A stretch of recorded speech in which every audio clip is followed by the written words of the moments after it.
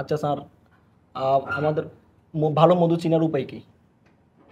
ভালো মধু চেনার উপায়, ভালো মধু চেনার উপায় আপনাকে যেটা সহজভাবে বলতে গেলে, আপনি যেমন আপনাকে যদি এক গ্লাস ঠান্ডা পানি এক কাপ কফি দেওয়া হয়, আপনি যদি চোখ বন্ধ করা রাখেন তাহলে কোনটা কি আপনি কিন্তু বুঝতে পারবেন। তো এই জন্য কোন মধুর কেমন স্বাদ এবং এটার গন্ধ কেমন, কালার কেমন, এই বিষয়টা সম্পর্কে আপনাকে আগে জানতে হবে, তাহলে পরে আপনি বুঝতে পারবেন যে ভালো মধু কিনা। আর সাথে সাথে আর একটা জিনিস, প্রত্যেকটা মধুতে ময়শ্চারাইজার থাকে, অর্থাৎ জলীয় বাষ্প।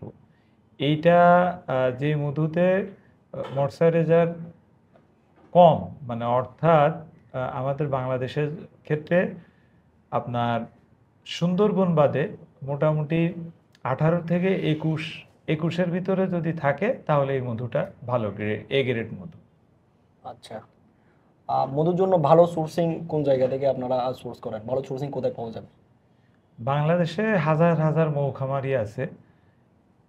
এই ক্ষেত্রে আপনাকে অবশ্যই মানে ভালো বিশ্বস্ত মৌখামারিকে খুঁজে নিতে হবে, এবং এই বিষয়টা আপনার মানে যেই খামারি বিশ্বস্ত তার তার মাধ্যমে আপনাকে মানে সোর্সিং করতে হবে। এক কথায় সেটা খামারিদের কাছ থেকে হোক বা আমার কাছ থেকে হোক, বিশ্বস্ত মানুষ হতে হবে এক কথায়। আচ্ছা, তাহলে মধু নিয়ে আমাদের দেশে ব্যবসাটা আসলে যদি কেউ বিজ্ঞানের থেকে শুরু করতে চায়, ওদের জন্য মানে কোন পদ্ধতিটা অবলম্বন করতে হবে? বিজ্ঞানার হিসেবে এখন যে বাংলাদেশের বর্তমান যে প্রেক্ষাপট, এই প্রেক্ষাপটে মধু নিয়ে কাজ শুরু না করাই ভালো। কারণ এত পরিমাণে অনলাইনে ক্ষুদ্র ক্ষুদ্র উদ্যোক্তা হয়েছে, যার কারণে মধুর মার্কেটটা এখন ডাউন হয়ে গেছে। আগে যেমন আপনারা দেখতেন যে অনলাইনে খুব চিপ রেটে মধুগুলো পাওয়া যেত, বাট এখন ওই ব্যবসায়ীদের এখন আর খুঁজে পাওয়া যাচ্ছে না।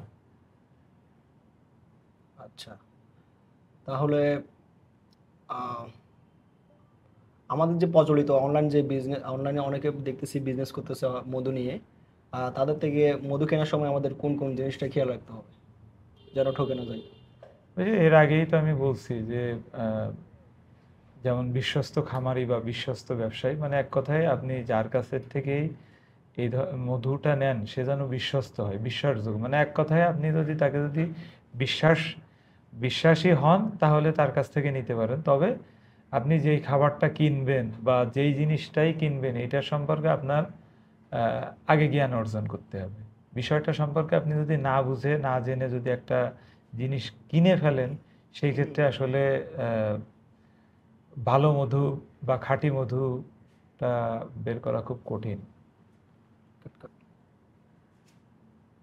শেষ।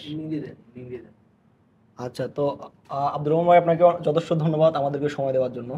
আপনাকেও ধন্যবাদ। জাযাকাল্লাহ খাইর। ধন্যবাদ। আপনারা সবাই ইনভেস্টমেন্টের সাথে থাকুন।